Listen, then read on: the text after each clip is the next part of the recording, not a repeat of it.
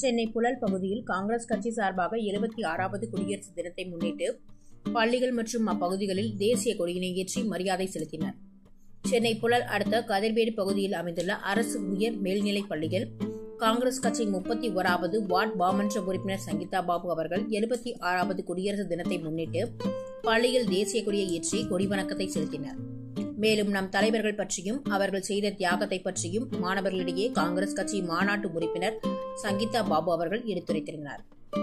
இதனைத் தொடர்ந்து 31வது வார்டு பகுதிக்கு உட்பட்ட பல்வேறு பகுதிகளில் தேசிய கொடியினை காங்கிரஸ் கட்சி மாமன்ற உறுப்பினர் ஏற்றி வைத்து கொடிவணக்கம் செலுத்தி இனிப்புகள் வழங்கினர். தொடர்ந்து பள்ளி மாணவர்களுக்கு நோட்டு புத்தகம், பேனா போன்ற பொருட்களை மாணவர்களிடையே வழங்கி வாழ்த்து கூறினர். இதேபோன்று 76வது குடியரசு தினத்தில் நினைவு சின்னமாக கதிர்வேடு பகுதியில் அமைந்துள்ள ஜிஸ் ஸ்கொயர் குடியிருப்போர் பகுதியில் மரக்கன்றுகளை நட்டு வைத்து தொடர்ந்து இப்பகுதி முழுவதும் அடுத்த ஆண்டுக்குள் 10,000 மரக்கன்றுகளை நட வேண்டும் என உறுதிமொழி ஏற்றனர்.